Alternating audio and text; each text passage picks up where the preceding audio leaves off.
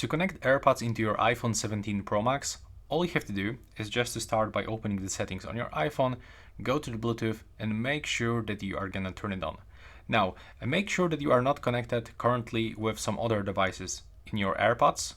Now open the case with both AirPods inside and double tap here to enter for the pairing mode if you don't have this pop-up notification. In my case, I can just simply connect and everything will be fine. But if you don't have this pop-up, you have to just double tap here if you got the AirPods Pro free when the indicator is green.